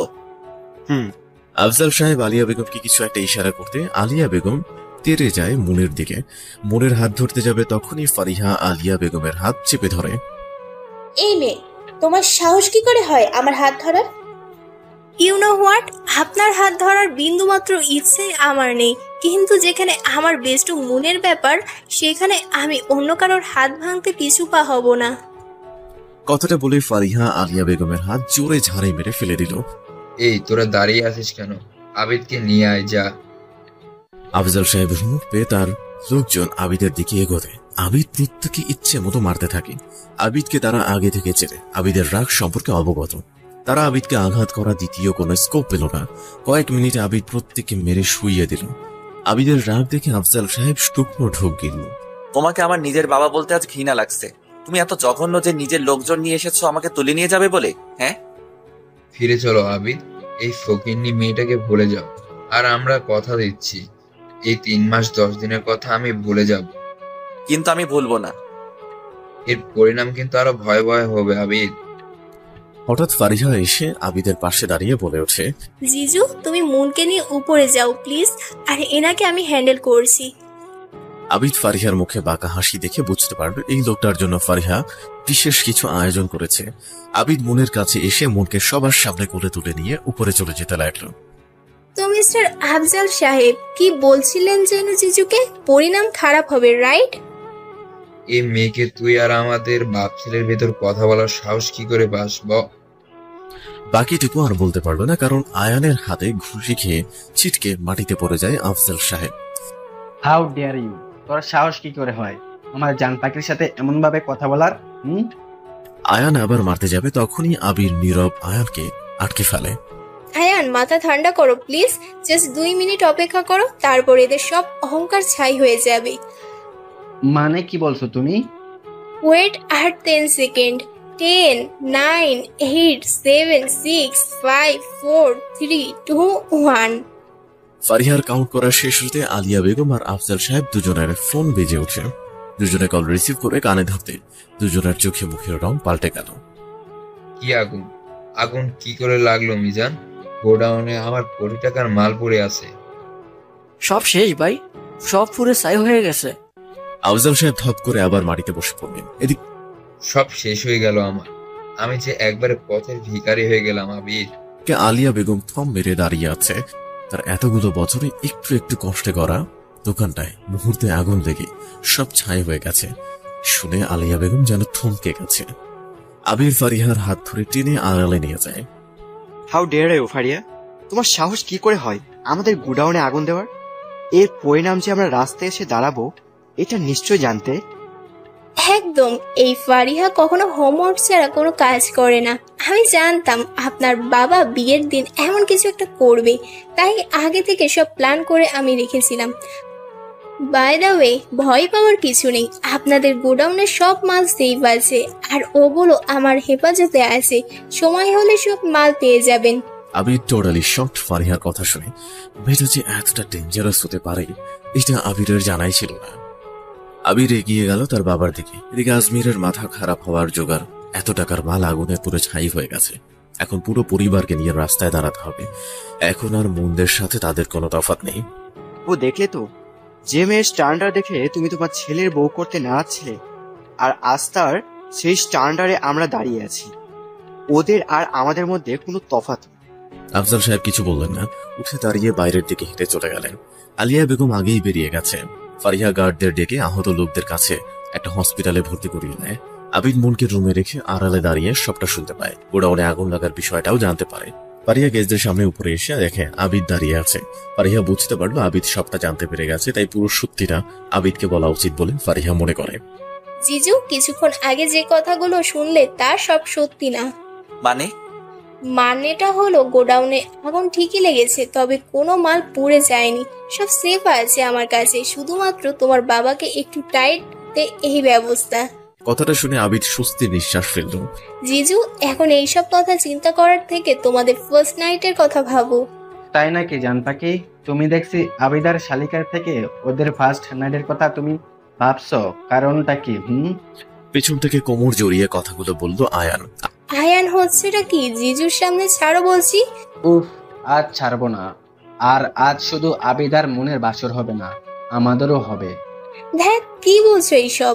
আবিদ শীষ বাজিয়ে বলে উঠল, দারুণ হবে আয়ান। তাহলে তুমিও দ্বিতীয়বার বাসর করে ফেলো। একদম। ফারিহা আয়ানকে ধাক্কা মেরে সরিয়ে দিয়ে দৌড়ে পালিয়ে যায়। বিয়ে বাড়ির সব কাজ শেষ করতে করতে রাত প্রায় 11:20 আয়ান, নীরব, সামির মিলে ফুলসজ্জার খাট সাজিয়েছে। মন সেই ফুলে সজ্জিত বিছানার মাঝে বসে আছে। এদিকে আবিদ, আয়ান, সাব্বির, নীরব তিনজন মিলে ফারিহা, সানজু, তুমনির সাথে কথা কাটাকাটি করে যাচ্ছে। দেখুন জিজু, আমরা গেট ধরিনি, কিন্তু বাসর ঘরে ঢুকতে হলে আপনাকে 50,000 টাকা দিতে হবে, না হলে রুমে ঢুকতে পারবেন না। হ্যাঁ ফারিয়া, একদম ঠিক বলছে। টাকা ছাড়ুন, তারপর রুমে ঢুকতে পারবেন। 1 মিনিট, বাসর ঘর তো আমরা সাজিয়েছি, তাহলে তোমরা টাকা চাও কোন হিসেবে? তোমার বউ হিসেবে, বুঝেছো? আর একটা কথাও তুমি বলবে না। ওকে ফাইন, টাকা দিচ্ছি। কিন্তু শালি সাহেব, এখন আমার কাছে ক্যাশ 20,000 টাকা আছে, 50,000 টাকা নেই তো। ফারিহা, সানজু, তুমনি কিছুক্ষণ ফুসফুসিয়ে কিছু একটা বলে আবিদকে বলে উঠল, ওকে ফাইন, ছাড়ুন 20,000। আবিদ টাকাটা বের করে ফারিহার হাতে দেয়। ফারিহা টাকাটা পেতে আয়ান ফারিহাকে কোলে তুলে নিজেদের রুমে চলে গেল। তন্নি তার হাজবেন্ড সাব্বিরের সাথে রুমে চলে গেল, কিন্তু সানজু আর নীরব দাঁড়িয়ে আছে। নীরব সানজুকে চোখ মেরে বলল, বেবি, থোবাকে কোলে দিয়ে রুমে যাই, কি বলো? আমরা কি হাজবেন্ড ওয়াইফ নাকি? ও, তাহলে এই ব্যাপার। ঠিক আছে, চলো। নীরব সানজুকে নিয়ে বেরিয়ে যায় বাড়ি থেকে। আবিদ দরজা লক করে চারদিকে চোখ বুলিয়ে নেয়। পুরো রুমটা ফুলের ঘ্রাণে মৌ মৌ করছে। চারদিকে ক্যান্ডেল জ্বলছে, তার সাথে সাথে ফেরি লাইট জ্বলছে। এ যেন এক রোমাঞ্চকর পরিবেশ। পুরো রুমের মধ্যখানে এক হাত ঘোমটা দিয়ে বসে আছে তার প্রাণপ্রিয়সী। আবিদ পাঞ্জাবি খুলে এক পা করে বোনের দিকে এগিয়ে যেতে লাগলো। বোন বিছানার চাদর খামচে ধরে আছে। আবিদ যত তার দিকে এগিয়ে আসছে, মনের হৃদস্পন্দন তত বেশি দ্রুত গতিতে চলছে। মনে হচ্ছে এক্ষুনি হৃদয়টা লাফিয়ে বেরিয়ে আসবে। আবিদ মনের ঘোমটা তুলে মনের লজ্জা ভয় মিশ্রিত মুখটার দিকে তাকিয়ে আছে। এতগুলো দিন, এতগুলো মাস, এতগুলো বছর পর তার প্রাণপ্রিয়সীকে নিজের করে পেতে চলেছে। আবিদ মনের গাল দুটো ধরে কপালে ঠোঁটের স্পর্শ ছুঁয়ে দিয়ে বলে উঠল, মনে পাখি, যাও উজু করে আসো, একসাথে নামাজ পড়বো, তারপর আমরা নতুন জীবনে পা রাখবো। মুন ওয়াশরুমে গিয়ে অজু করে আসে, তারপর আবিদ অজু করে এসে নামাজ পড়ে নেয়। নামাজ পড়া শেষ হলে আবিদ মুনকে কোলে নিয়ে বিছানায় শুইয়ে দিয়ে মুনের শরীর থেকে একটা একটা করে গহনা খুলতে থাকে। মুন লজ্জায় চোখ বন্ধ করে আছে। আবিদ মুনের কানের কাছে মুখ এনে ফিস ফিস করে বলে উঠল, ভালোবাসি মনু পাখি, আজ তোমার ভালোবাসায় আমি ডুব দিতে চাই। আবিদের প্রত্যেকটা কথায় শিউরে উঠছে মুন। মুনকে চুপ থাকতে দেখে আবিদ মুচকি হেসে মুনের ঠোঁটে ঠোঁট বসিয়ে দেয়। পূর্ণতা পায় মুন আবিদের নীরব ভালোবাসা। ডক্টর হৃদ ভাইয়া এমন করছে কেন? কি হয়েছে? ডাক্তার প্রিয়ন্তীর কোনো কথার জবাব না দিয়ে নার্সকে বলল হৃদকে ইনজেকশন দিতে। এদিকে প্রিয়ন্তী, রিয়ানা বেগম, রায়হান আহমেদ, রিমা ভয়ে তাদের হাত পা ঠান্ডা হয়ে যাচ্ছে। হৃদের কোনো খবর পাচ্ছে না ভেতর থেকে। প্রিয়ন্তীর কেন যেন মনে হলো মুনকে সবটা জানানো উচিত, হয়তো হৃদ আর বাঁচবে না। প্রিয়ন্তী হৃদের বাবার কাছ থেকে প্রিয়ন্তীর নাম্বারটা নিয়ে ফোন করে। এদিকে মুন। ডাক্তার প্রিয়ন্তীর কোনো কথার জবাব না দিয়ে নার্সকে বলল হৃদকে ইনজেকশন দিতে। এদিকে প্রিয়ন্তী, রিয়ানা বেগম, রায়হান আহমেদ, রিমা ভয়ে তাদের হাত পা ঠান্ডা হয়ে যাচ্ছে। হৃদের কোনো খবর পাচ্ছে না ভেতর থেকে। প্রিয়ন্তীর কেন যেন মনে হলো মুনকে সবটা জানানো উচিত, হয়তো হৃদ আর বাঁচবে না। প্রিয়ন্তী হৃদের বাবার কাছ থেকে প্রিয়ন্তীর নাম্বারটা নিয়ে ফোন করে। এদিকে মুন ফোন বাজার শব্দে চোখ মেলে তাকিয়ে দেখে আষ্টে পৃষ্ঠে জড়িয়ে আছে আবিদ। মুন মুচকি হেসে আবিদের কপালে ছড়িয়ে থাকা চুলগুলো আরো এলোমেলো করে দিয়ে কপালে ঠোঁট জোড়া ছুঁয়ে দিল।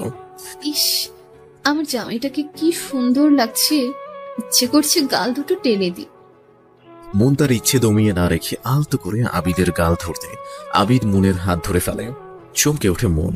নট ডান মনু পাখি, এভাবে একটা ইনোসেন্ট কিউট ছেলের ঘুমন্ত অবস্থায় গাল টানাটানি করছো, এর শাস্তি তো তোমাকে পেতেই হবে। তুমি না ঘুমিয়েছিলে? ও, তার মানে ঘুমের ভান ধরেছিলে, তাই তো? ঘুমের ভান ধরেনি, ফোনের রিং এর শব্দে ঘুমটা ভেঙে গেছে। মুনের টনক নড়ল। আবিদকে ছাড়িয়ে পাতলা চাদর শরীরে জড়িয়ে নিয়ে ড্রেসিং টেবিলের সামনে গিয়ে ফোনটা ধরে কল রিসিভ করে। হ্যালো, আসসালামু আলাইকুম। ওয়ালাইকুম আসসালাম। ভাবি, আমি প্রিয়ন্তী বলছি। প্রিয়ন্তী নামটা শুনে মন ভীষণ অবাক হয়। এত মাস পরও বাড়ি থেকে ফোন আসবে এটা মন কখনো ভাবেনি। ভাবি শুনছো? বলো, কি বলবে? কেন ফোন দিয়েছো? ভাবি, হৃদ ভাইয়া হসপিটালে ভর্তি, সুইসাইড অ্যাটেম্প করেছে। হয়তো আর বেশিক্ষণ নেই এই পৃথিবীতে। আমার মনে হলো তোমাকে জানানোর প্রয়োজন, তাই জানিয়েছি। প্রিয়ন্তী, আমি এখন অন্য কারোর স্ত্রী। হৃদ আমার কেউ না প্রিয়ন্তী, আর না আমি একজন ডক্টর। হসপিটালে নিয়ে গেছে যখন, ডক্টর দেখবে, আমি নই। ভাবি। প্রিয়ন্তী, আমাকে ভাবি বলে ডাকবে না আর। বাকিটা বলার আগে আবিদ ফোনটা ছিনিয়ে নেয় মনের কাছ থেকে। ফোন হসপিটালে, হৃদ অ্যাডমিট আছে প্রিয়ন্তী। প্রিয়ন্তী বুঝতে পারল ভারী পুরুষালী কণ্ঠ বোনের বর্তমান হাজবেন্ডের। প্রিয়ন্তী কোনো প্রশ্ন ছাড়াই হসপিটালের নাম আর কেবিন নম্বরটা বলে কল কেটে নেয়। আবিদ কান থেকে ফোন নামিয়ে মনকে উদ্দেশ্য করে বলে উঠল, ফ্রেশ হয়ে রেডি হয়ে নাও মনু পাখি, আমরা হসপিটালে যাব। কিন্তু কোনো কিন্তু নাই মনু পাখি, হৃদ তার প্রাপ্য শাস্তি পেয়েছে। আর নয়, যে ব্যক্তি জীবন মরণের মধ্যেখানে আছে তাকে ঘৃণা করে দূরে সরে থাকাটা মনুষ্যত্বের ভিতর পড়ে না মনু পাখি। মন স্তব্ধ হয়ে আবিদের কথাগুলো শুনছে। কত সুন্দর করে বুঝিয়ে দিল তাকে। মন মুচকি হেসে আবিদকে জড়িয়ে ধরে। কি ব্যাপার মনু পাখি, বিয়ের পর দেখছি তুমি আমার থেকে আরো বেশি রোমান্টিক হয়ে গেছো। মনকে লজ্জা দেওয়ার জন্য আবিদ কথাটা বলল, তুমি আসলে একটা যাচ্ছে তাই। মন লজ্জা পেয়ে আবিদকে ধাক্কা দিয়ে সরিয়ে ওয়াশরুমে ঢুকে গেল। ওয়াশরুমে ঢুকে শাওয়ার নেয়ার পর মনের মনে পড়ল ও কোনো কাপড় আনেনি সাথে। মন দরজা ফাঁক করে আবিদকে খুঁজতে লাগলো। আবিদকে রুমে না দেখতে পেয়ে মন ভেবে নেয় আবিদ হয়তো অন্য রুমে ফ্রেশ হতে চলে গেছে। মন তোয়ালে পেঁচিয়ে ওয়াশরুম থেকে বের হয়ে চুপি চুপি কাভার্ড খুলে শাড়ি নিয়ে কাভার্ড আটকে পেছনে ঘুরে চমকে উঠে। তো তুমি রুমে ছিলে? ইয়ে মনু পাখি, তুমি হয়তো বেলকনিতে খেয়াল করোনি, আমি ওখানে ছিলাম। ওয়াশরুমের দরজা খোলার আওয়াজ শুনে ভিতরে আসলাম, আর এসে তোমাকে এই রূপে। বাকিটা বলতে পারলো না আবিদ, কারণ মন আবিদের মুখ চেপে ধরে আছে। কিন্তু তাতে আবিদের কিছু যায় আসে বলে মনে হয় না। নেশা ভরা দৃষ্টিতে তাকিয়ে আছে মনের দিকে। ভেজা চুল, মুখে বিন্দু বিন্দু পানি, ভেজা চোখের পাপড়ি, গোলাপি ঠোঁট। আবিদ মনের ঠোঁটের দিকে আগাতে মন আবিদের পেছনে তাকিয়ে বলে ওঠে, আরে মামি, আপনি এখানে? মামির কথা বলতে আবিদ মনকে ছেড়ে পেছনে তাকাতে মন দৌড়ে ওয়াশরুমে ঢুকে যায়। আর আবিদ পেছনে তাকিয়ে কাউকে না দেখতে পেয়ে হেসে ফেলে। বাহ, আমার বউটা দিন দিন বেশ বুদ্ধিমতী হয়ে উঠছে। মনের বের হতে দেরি হচ্ছে বিধায় আবিদ আবিরের রুমে গিয়ে শাওয়ার নিয়ে নেয়। রুমে এসে দেখে মন লাল কালো মিশ্রিত একটা জামদানি শাড়ি পরেছে। বোন তার ঘন লম্বা চুলগুলো ভালো করে মুছেনি বিধায় পেছন থেকে শাড়ি অনেকটাই ভিজে গেছে। আবিদ তোয়ালেটা নিয়ে মুনের চুল মুছতে লাগলো। মুন আয়নার সামনে দাঁড়িয়ে আবিদকে দেখছে। এত আদর, ভালোবাসা, স্নেহ, কেয়ারিং একজন মেয়ে তার স্বামীর কাছ থেকে আশা করে, আর মুন তা পেয়েছে। জানো আবিদ, আজ নিজেকে বড় ভাগ্যবতী মনে হচ্ছে তোমার মতো এত লাভিং কেয়ারিং হাজবেন্ড পেয়ে। আবিদ মুনের মাথায় চুমু দিয়ে মিষ্টি হেসে বলে উঠল, তাহলে তো বলতে হয় তোমার থেকেও আমি বেশি ভাগ্যবান, তোমার মতো লাভিং কেয়ারিং ওয়াইফ পেয়ে। মুন আবিদের চোখে নিজের জন্য অফুরন্ত ভালোবাসার সমুদ্র দেখছে। এই সমুদ্রের গভীরতা মাপার মতো ক্ষমতা হয়তো মুনের নেই। মুনের ধ্যান ভাঙে আবিদের ঠোঁটের স্পর্শে। মনোপাখি, আজ আমি তোমাকে সাজাবো। পিতনি সাজাতে, তাই তো? ধুর, দেখো না আগে।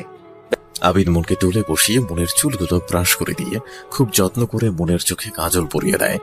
কানে দুল, হাতে কাচের চুড়ি, গলায় চিকন হার, ঠোঁটে লিপস্টিক পরিয়ে দিল। ব্যাস, এখন আয়নায় নিজেকে একবার দেখো মনোপাখি। মুন ভয়ে ভয়ে আয়নার দিকে তাকিয়ে নিজেকে দেখে চোখ দুটো বড় বড় হয়ে যায়। দেখেছো আমি সাজাতে পারি কিনা? কারণ তুমি বেস্ট, তাই বুঝলে? আচ্ছা, আমি রেডি হয়ে আসছি, তুমি নিচে গিয়ে ওদের সাথে দেখা করে নাও। আর শোনো, আমরা 2 দিন পর আমার ভাড়া করা ফ্ল্যাটে উঠবো। ঠিক আছে, তাহলে আমি নিচে গিয়ে সবার সাথে দেখা করে আসি। মুন নিচে চলে আসে। নিচে এসে দেখে ড্রয়িং রুমে মামা, মামি, ফারুক খান বসে চা খাচ্ছে আর গল্প করছে। মুন সবাইকে সালাম দিয়ে সামনের দিকে দাঁড়ায়। মুনকে দেখে মামি বসা থেকে উঠে দাঁড়ায়। মুন্না, এত সকালে উঠতে গেলে কেন? সবে মাত্র 7টা বাজে। আসলে মামি, আমাদের একটু হসপিটালে যেতে হবে। হসপিটালে যাওয়ার কথা শুনে শামসু হক, ফারুক খান চিন্তিত হয়ে জানতে চায় কেন হসপিটালে যেতে হবে, কেন। মুন তারপর সবটা খুলে বলে তাদের। ঠিক আছে, তোমরা গিয়ে দেখা করে এসো। জি আঙ্কেল। তোরা যখন বের হবি নাস্তা করে যা। মামির কথায় সার্ভেন্ট আবিদ আর মুনের নাস্তা টেবিলে সার্ভ করে দেয়। কিছুক্ষণ পর আবিদ রেডি হয়ে নিচে নেমে এসে সবার সাথে কথা বলে নাস্তা করে মুনকে নিয়ে বেরিয়ে যায়। 3 বছর পর আবিদ, নীরব, আয়ান, মামা, মামি, মৃন্ময়, ফারিহা হসপিটালের ওটির সামনে দাঁড়িয়ে আছে। আবিদের চোখ মুখ ভয়ে শুকিয়ে গেছে। 1 ঘন্টা পর বাচ্চার কান্নার আওয়াজ পেয়ে সবার চোখে মুখে খুশির ঝিলিক ফুটে উঠল, শুধুমাত্র আবিদের ছাড়া। বোনের সুস্থতার খবর না পাওয়া পর্যন্ত আবিদের মনে কোনো শান্তি নেই। কিছুক্ষণ পর ডক্টর ওটি থেকে বেরিয়ে আসে। কংগ্রেচুলেশন মিস্টার আবিদ, আপনি কন্যা সন্তানের পিতা হয়েছেন। ডক্টর, আমার ওয়াইফ মুন কেমন আছে? She is absolutely fine. আমি আমার ওয়াইফের সাথে দেখা করতে চাই। কিছুক্ষণ পর কেবিনে দেওয়া হবে মিস্টার আবিদ, ততক্ষণে অপেক্ষা করুন আপনি। একজন নার্স এসে বলে, এই যে আপনার মেয়ে। আবিদ নার্সের কোলে তোয়ালে পেঁচানো বাচ্চাটির দিকে তাকিয়ে আছে। আবিদের বিশ্বাসই হচ্ছে না এই ছোট্ট পরীটা তার মেয়ে। কাঁপা কাঁপা হাতে কোলে তুলে নিল মেয়েটাকে। মাশাআল্লাহ, কি কিউট বেবিটা হয়েছে। সামিরার বাবা দেখেছো? খালি হাতে তো আর নাতনির মুখ দেখতে পারবো না, তাই পরে দেখে নিব। মামা, আমি সাহায্যকে ফোন করে জানিয়ে দিই, না হয় বেচারি এই অবস্থা টেনশন করবে। সঞ্জু নীরবে হবু সন্তানের মা হতে চলেছে। হ্যাঁ, নীরব আর সঞ্জুর বিয়ে হয়ে গেছে। 3 বছর পূর্বে মুন আর আবিদের ফুল সঞ্জার রাতে নীরব সঞ্জুকে নিয়ে বেরিয়ে যাওয়ার পর পরিচিত কাজিনকে ফোন করে ডেকে নিয়ে বিয়ে করে নিল। নীরবের বাবা মা নীরবের বিয়েটা মেনে নেয়। সঞ্জুর বাবা প্রথমে মানতে না চাইলেও মেয়ের খুশির জন্য মানতে বাধ্য হয় বলতে গেলে। মুন সবটা ম্যানেজ করে আবার ধুমধাম করে ওদের বিয়ে দেয়। সঞ্জু এখন 6 মাসের প্রেগনেন্ট, তাই নীরব সঞ্জুকে হসপিটালে আসার পারমিশন দেয়নি। মুনকে কেবিনে শিফট করার 8 ঘন্টা পর কেবিনের সবাইকে অ্যালাউ করে, সাথে সাথে প্রত্যেক কেবিনে প্রবেশ করে। মনোপাখি, এখন কেমন আছো? মুন এতক্ষণ চোখ বুজেছিল। আবিদের গলা শুনে চোখ মেলে তাকিয়ে সবার হাসি মাখা মুখটি দেখতে পায় মুন। আবিদ তার ছোট্ট পরীটাকে মুনের পাশে শুইয়ে দিল।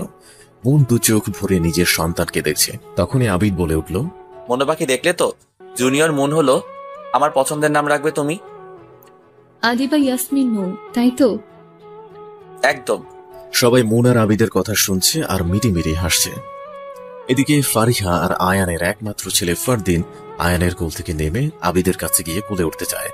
আবিদ মুচকি হেসে ফারদিনকে কোলে তুলে নিয়ে ফারদিনের গালে চুমু খায়। ফারদিন ফোকলা দাঁতের হাসি দিয়ে মুর গাল টেনে দেয়, সাথে সাথে মুখ কেঁদে ওঠে। বাহ, দেখলি মুন আমার ছেলের কেরামতি। তোর মেয়ে জন্মানোর পর পর আমার ছেলে হাজির জ্বালাতে। দেখো শালিকা, তোমার ছেলে যেন আবার আমার ছোট্ট পরিটার প্রেমে না পড়ে যায়, সামলে রেখো। জিজু, সামলানোর সময় পড়ে আছে। আগে এদের বড় তো হতে দাও, তারপর এরাই ডিসাইড করবে। আমি ডক্টরের সাথে কথা বলে এসেছি, মনকে আমরা আগামীকাল বাড়িতে নিয়ে যেতে পারবো। ফাইন, তাহলে এখন আমরা বাইরে যাই, ওদেরকে একটু একলা ছেড়ে দেই। ওকে। সবাইকে ইশারা করতে সবাই বাইরে চলে যায় আর আয়ান ফারদিনকে কোলে তুলে নিয়ে বেরিয়ে যায় কেবিন থেকে। ইস, চোখ মুখ একেবারে শুকিয়ে গেছে। এত টেনশন কেন করো আবিদ? দেখো আমি মরে যাইনি, সুস্থ আছি। মনের কথা শুনে আবিদের চোখ মুখ রাগে লাল বর্ণ ধারণ করে। মন ভয় পেয়ে যায় আবিদের চোখ মুখ দেখে, কিন্তু আচমকা আবিদ মনকে জড়িয়ে ধরে, চোখে মুখে ঠুটে চুমু দিতে থাকে। মনের মনে হচ্ছে তার উপর চুমু বর্ষণ হচ্ছে। আর কখনো এমন বাজে কথা মুখে আনবে না মধুমাখি, তাহলে আমার চেয়ে খারাপ আর কেউ হবে না। মন মৌকে কোলে নিয়ে ফ্ল্যাটে ঢুকতে মনের চোখ ছানা বড় হয়ে যায়। পুরো ফ্ল্যাটটা বাচ্চাদের টয়েস, ফুল, বেলুন দিয়ে সাজানো, অসম্ভব সুন্দর লাগছে। আবিদ মনকে কোলে তুলে নেয়, সাথে সাথে নীরব সিটি বাজায় আর আয়ান ফটো ক্লিক করতে থাকে। ও জিজু, আপুর কোলে আমাদের পরি, আর আপনার কোলে আমার আপু, সাথে পরি দুজনে আপনার কোলে। আবিদ মনকে সোফায় বসিয়ে দিয়ে মন আর মৌয়ের কপালে আলতো করে চুমু দেয়। শুরু হয়ে যায় আনন্দ উৎসব। 3 মাস পর আবিদ মন আর মৌকে নিয়ে হৃদের বাড়ির কলিং বেল বাজায়। রিয়ানা বেগম বাতের ব্যথা নিয়ে খুঁড়িয়ে খুঁড়িয়ে এসে দরজা খুলে মন আবিদ আর কোলে ছোট্ট শিশুটিকে দেখে প্রচন্ড খুশি হয়। হৃদ মারা গেছে আজ 3 বছর 3 মাস হলো। সেদিন মন আবিদ হসপিটালে হৃদকে শেষ দেখে আসে। তার কিছুক্ষণ পর হৃদ না জানা দেশে পাড়ি জমায়। তাদের প্রতি মনের বা আবিদের কারো কোনো রাগ বা অভিমান নেই। সেদিন রিয়ানা বেগম আর প্রিয়ন্তী মনের কাছে ক্ষমা চায়। মন থেকে তাদের ক্ষমা করে দেয়। হৃদের জানাজা দাফনের কাজ শেষ করে আবিদ মন বাড়ি ফিরে। তারপর অবশ্য আবিদ মন সময় করে হৃদের বাবা মায়ের সাথে দেখা করে আসে। তবে লাস্ট 1 বছর আর আসেনি, কারণ আবিদ আসতে দেয়নি মনের প্রেগনেন্সির জন্য। বাহ, এতদিন পর এই বুড়ো বুড়ির কথা মনে পড়লো তাহলে। তা বাইরে কেন দাঁড়িয়ে, ভিতরে এসো। মন বুঝতে পারল রিয়ানা বেগম অভিমান করেছে এতদিন না আসাতে। মা, তোমার নাতনিকে দেখবে না? মনের মুখে যতবার মা ডাকটা শুনে ততবার মনে হয় হৃদ বেঁচে আছে, আর তা আবিদের মধ্যে। হৃদের মৃত্যুর পর রিয়ানা বেগম বেশ ভেঙে পড়ে। আবিদ নিয়ম করে এসে দেখা করে যেত। আবিদ বাবা, তোমার মুখে মা ডাকটা শুনে মনে হয় আমার হৃদ আমাকে মা বলে ডাকছে। কই দাও আমার নাতিকে, দাও আমার কাকুলে। খালি হাতে মুখ দেখবে রিয়ানা? রায়হান আহমেদ ড্রয়িং রুমে ঢুকতে ঢুকতে বলল, তোমাকে কে বললো আমি আমার নাতিকে খালি হাতে দেখবো? রিয়ানা বেগম নিজের গলা থেকে স্বর্ণের চেইনটা খুলে মৌর গলায় পরিয়ে দেয়। মা, এটার কোনো প্রয়োজন ছিল? চুপ, আমি আমার নাতিকে দিয়েছি, তোমাকে না। আর তুমি? রায়হান আহমেদকে উদ্দেশ্য করে, তুমি কি দেবে তোমার নাতিকে? রায়হান আহমেদ সোজা রুমে গিয়ে কিছুক্ষণ পর একটা বক্স নিয়ে বেরিয়ে আসে। বক্সটা খুলে স্বর্ণের 2টো ছোট চুড়ি নিয়ে মৌয়ের হাতে পরিয়ে দেয়। এটা দেখে অবাক হয়ে যায় রিয়ানা বেগম। এত ছোট চুড়ি বানিয়েছো, তার মানে তুমি আগে থেকে জানতে আমার নাতির কথা, তাই তো? একদম। আবিদ বাবা আমাকে ফোন করে সুসংবাদটা আগেই দিয়েছিল, কিন্তু তখন দেখতে যেতে পারিনি, কারণ ব্যবসার হাল কেমন ছিল তুমি তো জানতে। কিছুদিন হলো এটা গড়িয়েছে। মনের 2 চোখ যেন ভরে এলো এত ভালোবাসা দেখে। কাঁদছো কেন মনোবাকি? আমি জানি এদের এত ভালোবাসা দেখে তোমার চোখে পানি, আর তার চেয়েও বড় কথা তুমি তোমার মা বাবাকে মিস করছো, তাই তো? মন মাথা নাড়ে। সেদিন বিয়ে বাড়ি থেকে চলে যাওয়ার পর আলিয়া বেগম আর আফজাল সাহেব কেউ আবিদ বা মনের সাথে যোগাযোগ করে না। মনিরা বেগম আর আবির ফোনে আবিদ মনের সাথে যোগাযোগ রেখেছে। আবার সুযোগ পেলে তারা বরিশালে এসে দেখা করে যায়। আর মৃন্ময় সেদিনের পর থেকে মনের কাছেই থাকে। দুপুরে একসাথে খাবার খায় মন, আবিদ, রিয়ানা বেগম আর রায়হান আহমেদ। বাবা, প্রিয়ন্তী কেমন আছে? শ্বশুর বাড়িতে সব ঠিকঠাক আছে তো? প্রিয়ন্তীর নাম শুনে রায়হান আহমেদ দীর্ঘশ্বাস ফেলে বলতে লাগলো, প্রিয়ন্তীর ডিভোর্স হয়ে গেছে 6 মাস আগে। মানে কেন? ছেলেটাকে তো বেশ ভালোই দেখেছিলাম। ভালো তো ছিল, কিন্তু সেটার উপরে ছেলেটা আরো অনেক মেয়ের সম্পর্ক আছে, এটা প্রিয়ন্তী জানতে পারে। পরে ওদের ডিভোর্সের কথা কাটাকাটি হয়। ছেলেটা প্রিয়ন্তীকে মারধর করে, বাড়ি থেকে বের করে দেয়। তারপরে প্রিয়ন্তী ফিরে আসে আমাদের কাছে। এখন কোথায় আছে প্রিয়ন্তী? ওর রিমা খালার বাড়িতে। ও বিকেলে দুজনের কাছে বিদায় নিয়ে বেরিয়ে পড়ে আবিদ। মন আর মুখে নিয়ে পাশাপাশি হাঁটছে দুজনে। আজ আকাশটা অসম্ভব সুন্দর লাগছে। 7 রঙার রংধনু উঠেছে আকাশে, ঠান্ডা হাওয়া বয়ে চলছে চারদিকে। আজ আবিদের নিজেকে পরিপূর্ণ লাগছে, আর সবটাই মনের জন্য। ভালোবাসার মানুষকে নিজের করে পাওয়া সৌভাগ্যের ব্যাপার। সবাই ভালো থাকুন,